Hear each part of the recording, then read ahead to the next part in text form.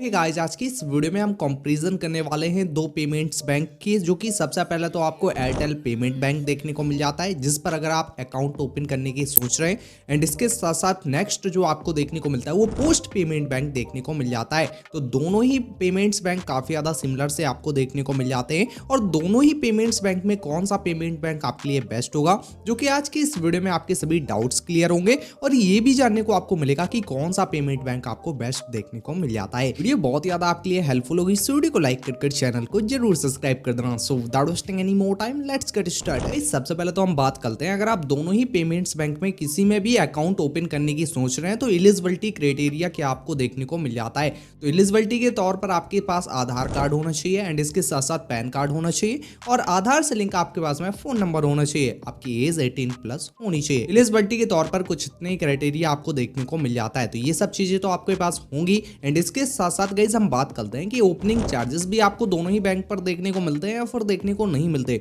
और इसके पहले ये जानना आपके लिए बहुत ही जरूरी है कि दोनों ही पेमेंट्स बैंक आप ऑनलाइन ओपन कर सकते हैं और साथ में ऑफलाइन भी ओपन कर सकते हैं या फिर नहीं कर सकते। तो मैं आपको क्लियर कर देना चाहूंगा, दोनों ही पेमेंट्स बैंक ऑनलाइन भी ओपन किए जा सकते हैं और दोनों ही पेमेंट्स बैंक ऑफलाइन भी ओपन किए जाते हैं। जैसे कि आपको बताइए, एयरटेल की काफी ज्यादा नियरेस्ट पर आपको ब्रांचेस देखने को मिल जाती हैं। अब ब्रांचेस आपको फाइंड करने के लिए सिंपल से आपको गूगल पर सर्च करना है एयरटेल पेमेंट बैंक ब्रांचेस। इसके बाद में आपके पास में जितने भी आपके नियर में ब्रांचेस होंगी वो आपके सामने आ जाएंगे एंड सिंपल से एयरटेल थैंक्स एप्लीकेशन के थ्रू भी आप चेक कर सकते हैं ब्रांचेस। अगर आप बोलते हैं मैं आपको चेक कर भी बता दूंगा। इस पोस्ट पेमेंट बैंक की बात कर लें तो जैसे कि मैंने बताया, पोस्ट पेमेंट बैंक भी आप ऑनलाइन ओपन कर सकते हैं। अगर ऑफलाइन ओपन कराना चाहते हैं तो पोस्ट ऑफिस पर जाकर आपको वही ब्रांच देखने को मिल जाती है, उधर से आप ओपन करा सकते हैं। तो दोनों की ही आपको ऑनलाइन एंड ऑफलाइन दोनों ही फैसिलिटीज आपको इन बैंक अकाउंट्स पर देखने को मिल जाती है ओपन कराने की।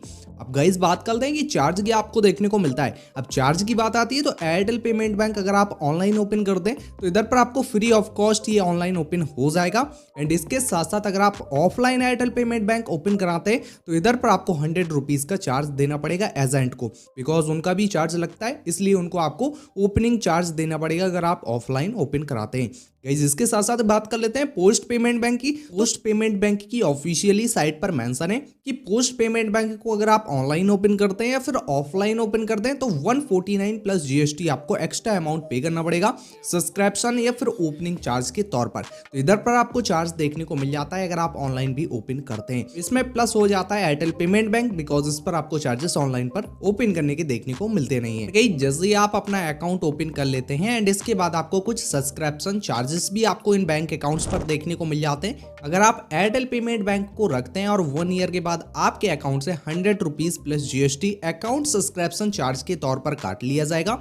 एंड गाइस यही हम बात कर लेते हैं पोस्ट पेमेंट बैंक की। तो पोस्ट पेमेंट बैंक पर भी आपको एनुअल रिन्यूअल चार्ज के तौर पर काट लिया जाएगा 100 रुपीज प्लस GST। तो ये चार्जेस आपको अकाउंट रखने के देखने को मिल जाते हैं। एनुअली चार्ज है ये, कोई भी आपको क्वार्टरली चार्ज देखने को मिलते नहीं है।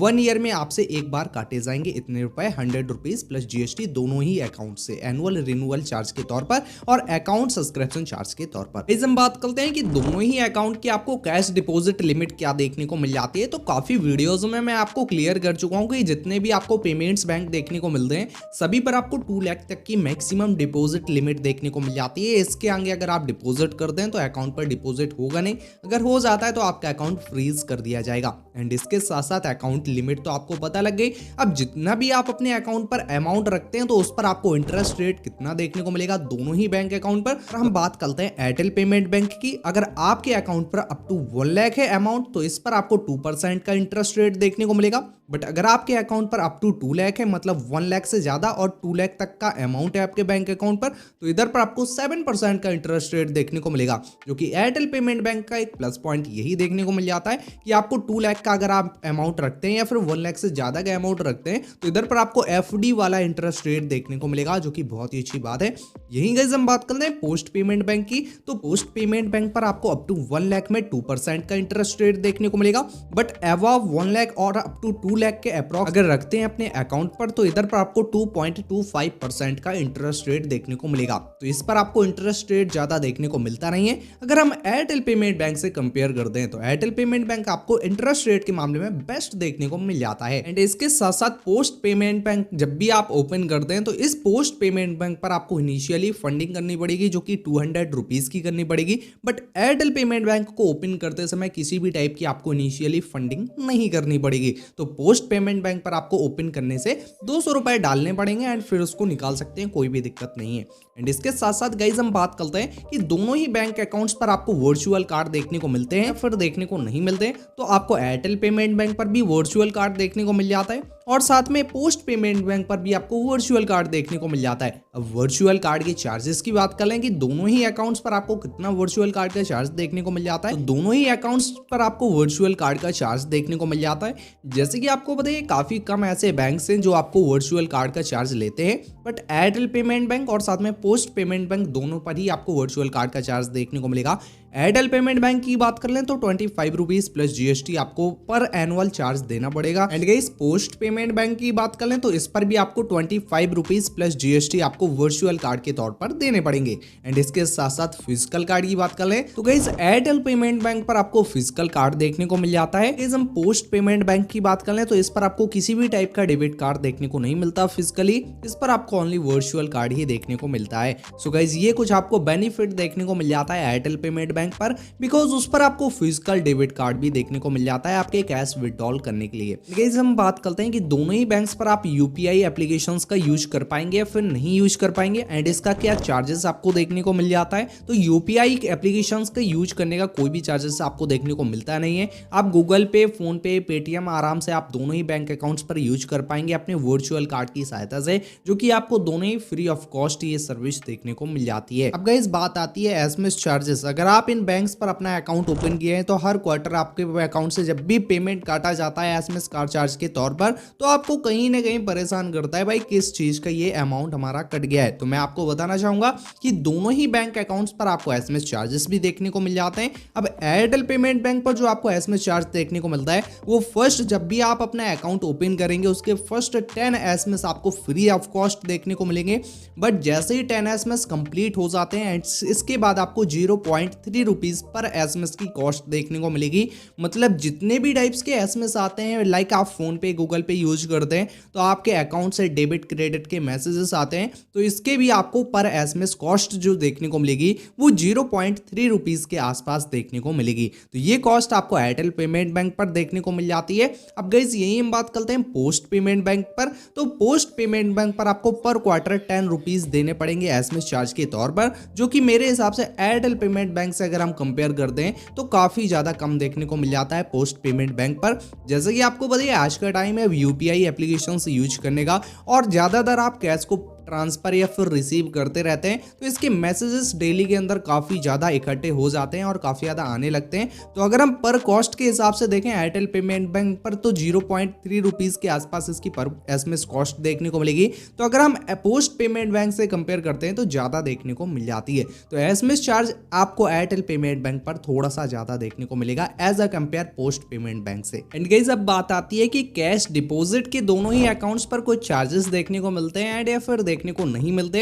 एंड इसके साथ साथ कैश को विड्रॉल करते हैं ब्रांच के थ्रू तो भी आपको चार्जेस देखने को मिलते हैं या फिर देखने को नहीं मिलते। तो गाइस एयरटेल पेमेंट बैंक की बात कर लें तो अगर आप 0 to 25,000 तक का डिपॉजिट करते हैं ब्रांच के थ्रू तो इधर पर किसी भी टाइप का आपको चार्ज नहीं पे करना पड़ेगा। एंड गाइस अगर आपका अमाउंट 25,000 से लेकर 50,000 रुपीज तक है तो इधर पर आपको 0.5% का चार्ज देना पड़ेगा।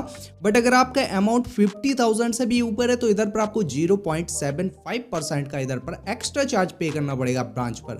एंड इसके साथ साथ कैश विड्रॉल की बात कर लेते हैं, अगर आप ब्रांच के थ्रू विड्रॉल करते हैं कैश को तो इधर पर आपको कितना चार्ज पे करना पड़ेगा। तो इधर पर अगर आप 10,000 तक का अमाउंट अपने ब्रांच के थ्रू विड्रॉल कर दें तो इधर पर किसी भी टाइप का चार्ज नहीं पे करना पड़ेगा। बट अगर आप अपना अमाउंट 10,000 से ऊपर का विड्रॉल कर दें तो 0.65% का एक्स्ट्रा चार्ज आपको ब्रांच पर पे करना पड़ेगा, कि मेरे हिसाब से थोड़ा सा आपको ज्यादा देखने को मिल जाता है। यही गाइस हम बात करते हैं पोस्ट पेमेंट बैंक की। तो जो पोस्ट पोस्ट पेमेंट बैंक पर अगर आप कैश को डिपॉजिट करते हैं या फिर विड्रॉल करते हैं तो इसका आपको किसी भी टाइप का चार्जेस नहीं पे करने पड़ेंगे। गाइस हमने सभी फीचर्स के बारे में दोनों ही बैंक अकाउंट्स की बात कर लिया। अब गाइस अगर आप दोनों ही बैंक अकाउंट्स में किसी भी अकाउंट को आप क्लोज करना चाहते हैं तो अकाउंट क्लोजर चार्ज आपको देखने को मिलते हैं या फिर देखने को नहीं मिलते। तो एयरटेल पेमेंट बैंक की बात करें तो एयरटेल पेमेंट बैंक पर आपको पहले क्लोजर चार्ज भी देना पड़ता था, बट अभी वेबसाइट पर कहीं पर भी मेंशन नहीं है कि इस पर आपको क्लोजर चार्ज भी देना पड़ेगा। इसका मतलब आपको एयरटेल पेमेंट बैंक अगर आप क्लोज करने की सोच रहे हैं तो इधर पर आपको किसी भी टाइप का एक्स्ट्रा चार्ज नहीं पे करना पड़ेगा। बट गाइस यही हम बात करते हैं पोस्ट पेमेंट बैंक की। तो अगर आप पोस्ट पेमेंट बैंक को क्लोज करते हैं तो ऑफिशियली वेबसाइट पर मेंशन है कि 50 रुपीज प्लस जीएसटी का चार्ज आपको इधर पर पे करना पड़ेगा अकाउंट क्लोजर के तौर पर। सो गाइस इतने कुछ आपको कंपैरिजन दोनों ही बैंक अकाउंट्स का देखने को मिल जाता है। डिटेल टू डिटेल मैंने एक एक चीजें आपको कंपेयर कर बता दिया है। अब गाइस हम बात करते हैं कि कौन सा अकाउंट आपके लिए बेस्ट होगा। सो गाइस सबसे पहले तो मैं आपको बता देना चाहूंगा कि दोनों ही बैंक अकाउंट्स मेरे हिसाब से अच्छे नहीं लगते। मुझे पर्सनली मैं अपना एक्सपीरियंस आपको दे रहा हूं, बाकी आपको मैंने कंपेयर कर बता दिया है। जो भी आपको बेस्ट लगे उस पर ओपन कर सकते हैं, बट मेरा ओपिनियन आप देखें तो दोनों में से कोई भी बैंक अकाउंट आपको बेस्ट देखने को नहीं मिलता। अगर आप जीरो बैलेंस अकाउंट ओपन करना चाहते हैं तो जियो पेमेंट बैंक मेरे हिसाब से सबसे ज्यादा बेस्ट देखने को मिल जाता है, बिकॉज उस पर आपको किसी भी टाइप के एक्स्ट्रा चार्जेस नहीं देखने को मिलते एंड अच्छा खासा आपको वो अकाउंट देखने को मिल जाता है यूपीआई एप्लीकेशंस यूज करने का।